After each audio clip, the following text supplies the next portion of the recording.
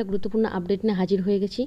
নবান্নের finance department থেকে একটি নির্দেশিকা চলে এসেছে, যেখান থেকে সরকারি কর্মচারীদের স্কুল কলেজ থেকে শুরু করে statutory body, corporates office, undertaking institution প্রত্যেকটা জায়গায় কিন্তু 14ই সেপ্টেম্বর করম পুজো হিসেবে ছুটি ঘোষণা করা হয়েছে। রাজ্য সরকারের কর্মচারীদের জন্য একটি ছুটির দিন কিন্তু বরাদ্দ করা হয়েছে, যেখানে এর আগে শবে বরাত এবং করম পুজোগুলোতে সেকশনাল ছুটি ছিল, অর্থাৎ নির্দিষ্ট শ্রেণীর কর্মচারীরা ছুটি পেতেন। এখন এই করম পুজো উপলক্ষে 14ই সেপ্টেম্বর শনিবার পড়েছে।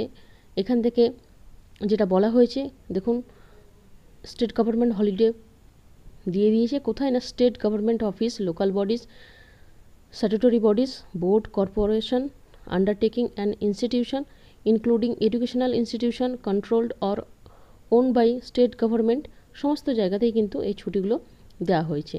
তো এই আপডেটটা আপনাদের সাথে শেয়ার করে দিলাম যে 14 তারিখ শনিবার কিন্তু করম পুজো উপলক্ষে রাজ্যে ছুটি ঘোষণা করা হয়েছে। এটা প্রত্যেকটা ডিপার্টমেন্টে চলে আসবে।